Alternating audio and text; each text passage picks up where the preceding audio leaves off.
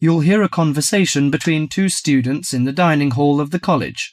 First, you have some time to read questions.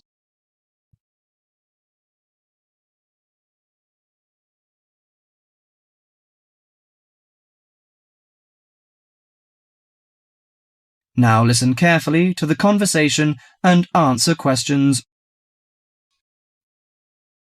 Hi Max, how are you? Hi Melanie, I'm fine. In fact, I'm preparing the coming holidays and I want to have a car tour with my friends. That sounds lovely. How is your preparation? Well, I haven't begun yet because I'm not quite sure how to rent a car and what the expense is like and something like this. Ha! You've run into the right person. I did the same last holiday and I can recommend it to you. I went to Avis Rent-A-Car Company, which is at 14A Dover Road, Oxford. Let me write it down. Is it DOVER? Yes, and the telephone number is 634-0963. But if you book for the first time, dial another number with extension. That is 634-0853, extension 54. Okay, thank you very much. I'll have a try.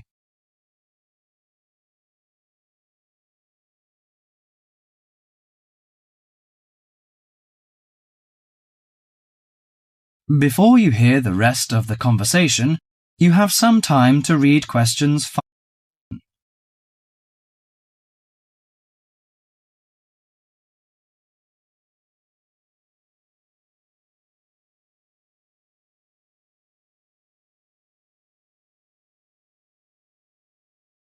Now listen to the conversation between Max and the assistant. Good morning, Avis Rent-A-Car Company. How can I help you? Hi, I want to book a car for tour. I want to inquire some information about the grade of the cars and the prices. No problem. We offer a wide selection of rental cars to choose from luxury car to economy car, compact car, minivan, and pickup truck. Well, luxury car is obviously out of my price range, but compact or economy is not big enough. You know, we have 7 persons together.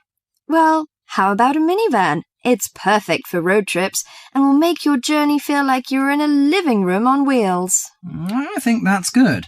Well, what does it feature? I mean, what facilities does it have? Unlike most minivans with manual transmission, the rental minivan cars have feature automatic transmission, air conditioning, and AM/FM stereo. If you drive a long, smooth way, you can use the cruise control, which will save you a lot of energy. Good. How much is the price? If you rent an intermediate one, it will cost you £55 each day. If it is standard, the cost is £45 per day. I think the standard is enough. Oh, we have a special 50% discount for weekends, from Friday to Sunday. But that doesn't apply to tax, recovery fees, and optional services. Well, what are the optional services? Well, they usually include some extra facilities, like first aid kit or something like that. I know. We plan to start off on Friday, so we have to prepare 1 day in advance. I want to book from 30th of April, which is Thursday, and it will end next Monday. Okay. Could you leave your name and the driving license number? My name is Max, and the license number is M9021. Okay. You can pick up the car on Thursday noon. Besides, we offer some optional services like street maps, flashlight, and sunsheet. What would you like to have? Flashlight is not necessary, I think. But street maps are useful, especially when we drive in a strange place. As for the sunsheet, I'd like to give that a miss. We don't want to spend too much extra money. Okay, Mr. Max, thank you for calling.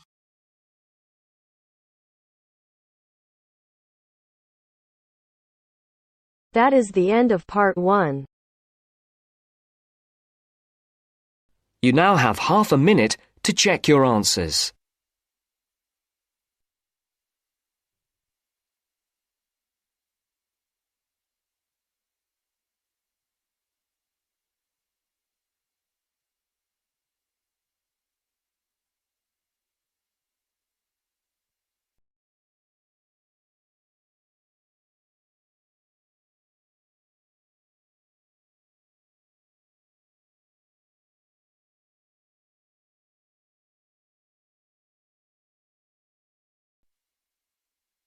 Now turns to part 2. Part 2. You will hear two students and their tutor discussing a survey project. First, you have some time to look at questions 11 to 16.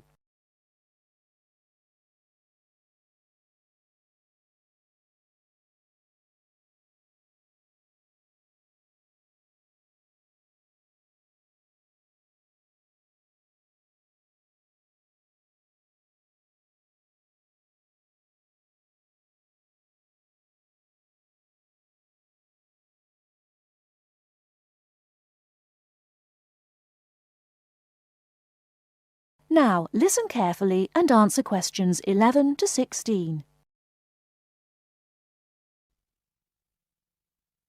So, what's the survey about, Tom? It's about where students want to live and how they choose. Basically, their accommodation preferences. We've actually tried it out with a few students already. Okay, that sounds fine. So, to start with, how many questions have you got? 20? Is that too many? Yes, it is, really. People get fed up answering lots of questions and they stop thinking about their answers. Right, so we need to think about that again. What do you think of the first 3 questions? You want to know what affects students' choice of accommodation when they go to university? Yes, we want to find out which has the most effect. The cost, the number of rooms in the house or flat, or the distance from campus. And then we asked another question. Oh, yes? What else did you want to find out? Well, we wondered whether public transport was important. You know, not many students have cars, so it might be quite important for them to be near somewhere where they could catch a bus or train. Yeah, that's a good question. Before you ask any more people, I've got a couple of suggestions for improving the questionnaire. First of all, I think you need to ask fewer questions. As I said, 20 is really too many. I'd cut it down to 10 if I were you. Okay, 10 questions only. And is there anything else you think we should do? Well, yes. Some of the questions are actually quite complicated. I think you should make them clearer. I think they should be easier to understand. And what do you think about asking more questions about cost? No, I don't think you need any more about cost. But you could ask a couple more questions about the reasons for students' decisions. So we should ask some more questions with why. Yes, I think you'd get quite a lot more information if you did that. Thank you. Before you hear the rest of the talk, you have some time to look at questions 17 to 20.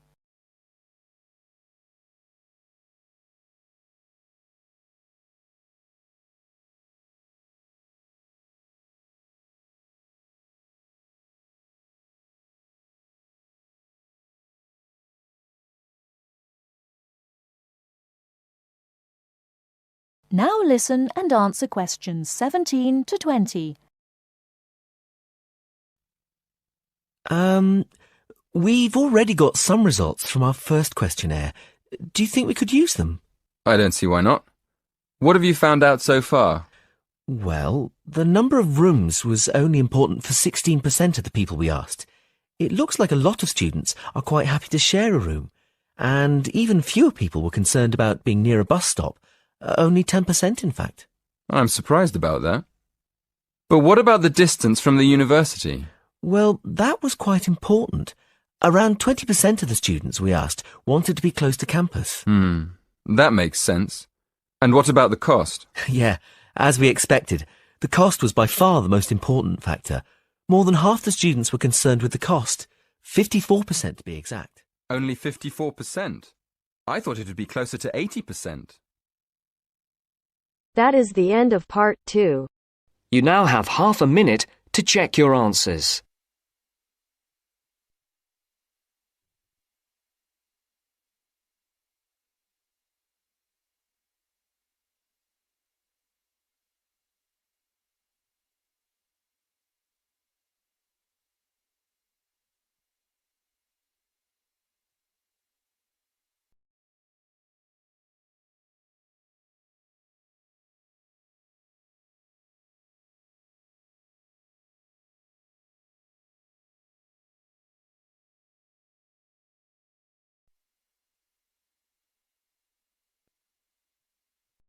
Now turns to Part 3. Part 3. You will hear a discussion between three students, David, Joseph, and Carrie. In the first part of the discussion, they will be talking about lounges in different school buildings on campus. First, look at questions 21 to 24.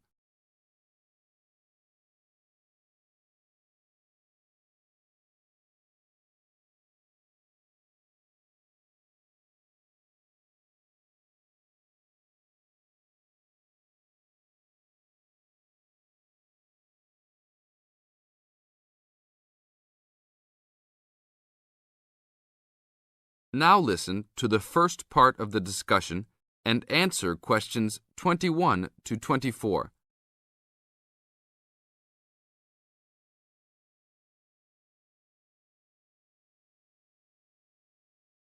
Hey, Joseph. Long time no see. How's it going? Oh, hey, David. It's going fine. I'm a little overwhelmed with all these new courses, but I'm hanging in there. Have you met my girlfriend, Carrie? No. Hi, Carrie. Hi, David. Joseph told me about you. You two had quite the time last semester in European history, I hear. Yeah, we like to hang out after class. Now it's a little harder, though. Lounges aren't as good as they were back there in Wilson Hall. Yeah, they had chairs, couches, and tables to put your stuff on. And that lounge was full. There must have been 25 seats in there. Really? The lounge in Jones Hall, where I have my communications course, only has about 10 chairs. It's awful. We all just stand around or leave. I wish we could hang out more. Well, Agriculture Hall is next door. Their lounge is on the first floor, and it has couches. I think there are about 6 of them, and they're comfortable and hardly used at all. That's not a good idea. Thanks. But don't go to lounge at Skidmore Hall. I don't even know why they call it a lounge. It's just 4 chairs in the corner of the main walkway. In the second part of the discussion, David, Joseph, and Carrie continue talking about conducting a survey.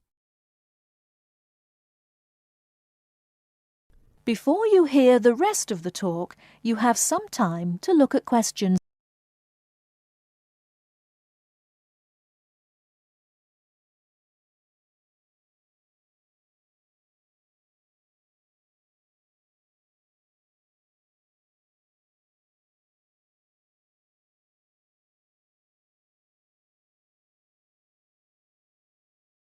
Now listen and answer questions 25 to 30. Guys, we should really do something about those lounges. I mean, couldn't we gather signatures and try to get the university to improve some of the facilities? Yeah, that's a great idea. But we can't just say something random like, oh, you need to make the buildings nicer. We should come up with some kind of ranking system and have students rank buildings, how beautiful they are, how nice they are, etc. Well, if we were ranking on a scale of 1 to 3, you all know that I would rank Skidmore Hall a 1. Like I just said, that place is awful. No facilities. The bathrooms are way down in the basement. You're right. But they do have a nice balcony on the 3rd floor. That might increase its value. But you shouldn't rank the architecture. You should rank how nice the building is for students to hang out in. Oh, okay. Then I agree with you. So should we do this? I think it's a great idea. But let's try it ourselves on a couple buildings so that we can work out any bugs in it. I think Wilson Hall is the best. Sure, but we've already begun. We will give a building 1 point if it has poor facilities, not enough chairs and no vending machines, that kind of thing. And give a building 2 points if it is okay or acceptable. We can rank buildings that we really like as having 3 points. So like Joseph said, I think Wilson Hall is the best. It should have 3 points for sure. And Skidmore has a 1. Now what other buildings should we rank? How about Merris Hall? No, they're not done with that one yet. But it looks like that will be a good place to hang out. How about Agriculture Hall? You said something about that hall a bit earlier. Oh yeah, they have that lounge with couches that no one uses. But that might indicate that people don't hang out there for other reasons. They don't have any drink machines. That's why I never go there. Oh, well, then I think it's an average building. Let's give it the middle ranking. I agree. It could be improved slightly, but it's got a couple of nice features. I like that lounge in that third floor, for example, but the stairs are too short. I always trip when I'm walking up them. This ranking is getting complex. Okay, one building we haven't talked about is Canton Hall. What do you guys think of Canton? Is that next to the law building? Yep. It's got this excellent connecting corridor with chairs and desks to relax and work at. The cafeteria there is great too. I think that place is just as good as Wilson. Well, I've only been there once, and didn't know that was what it was called. It was kind of confusing, and it's kind of far for me to go, but I liked it. So I'll give it the middle ranking. 2 points because it had nice facilities, but a poor and confusing layout. Oh, Joseph, you like Canton Hall? I hate that place. It's so mechanical, cold and impersonal. The furniture is nice, sure, but it's the last place on campus I would go to. I give it a 1. Interesting. Well, let's write this little survey up and start passing it around. I don't have time to type it up. Can you? Sure. I'll do it after my biology class. Should we meet up at Wilson tonight around 8? Sure. No problem. We'll see you then.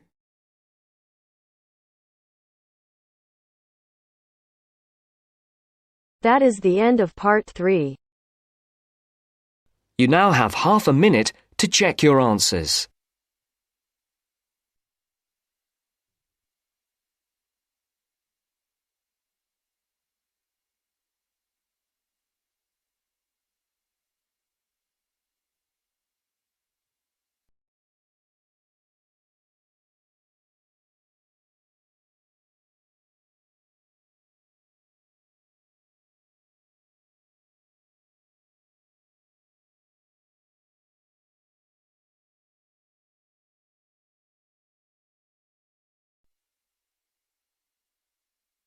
Now turns to part 4. Part 4. You will hear a lecturer talking about the solar eclipse in history. First, you have some time to look at questions 31 to 36.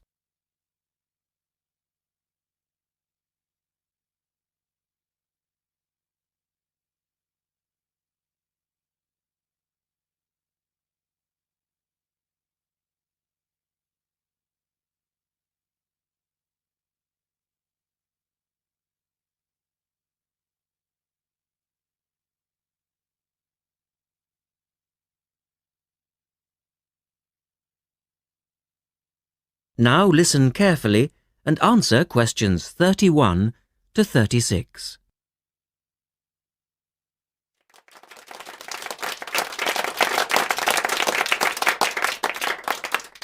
Good evening and welcome to this month's Observatory Club lecture. I'm Donald Mackey and I'm here to talk to you about the solar eclipse in history.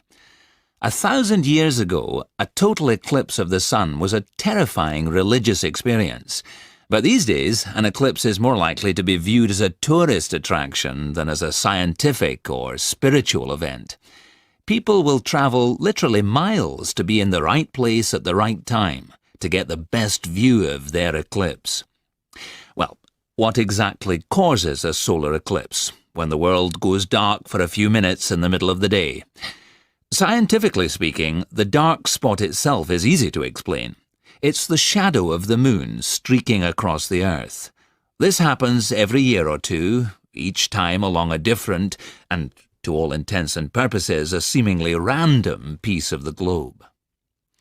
In the past, people often interpreted an eclipse as a danger signal heralding disaster, and in fact the Chinese were so disturbed by these events that they included among their gods one whose job it was to prevent eclipses. But whether or not you're superstitious or take a purely scientific view, our earthly eclipses are special in 3 ways. Firstly, There can be no doubt that they're very beautiful. It's as if a deep blue curtain had fallen over the daytime sky as the sun becomes a black void surrounded by the glow of its outer atmosphere.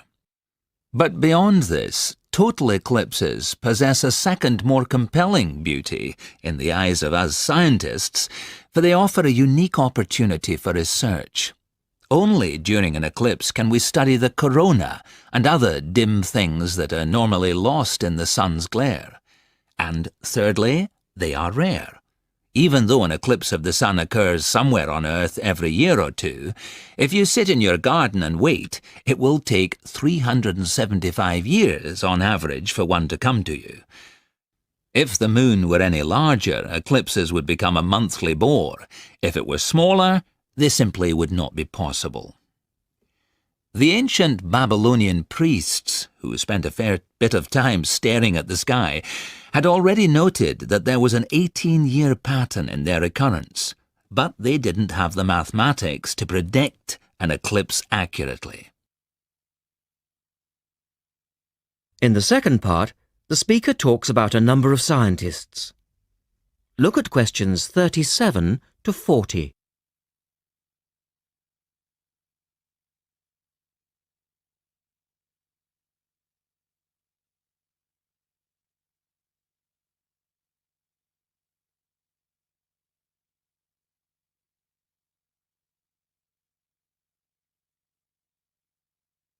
Now listen carefully and complete the table.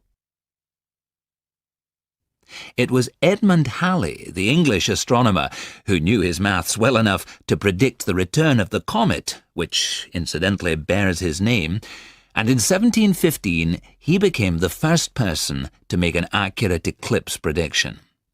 This brought eclipses firmly into the scientific domain, and they've since allowed a number of important scientific discoveries to be made. For instance, in the eclipse of 1868, two scientists, Janssen and Lockyer, were observing the sun's atmosphere, and it was these observations that ultimately led to the discovery of a new element. They named the element helium, after the Greek god of the sun.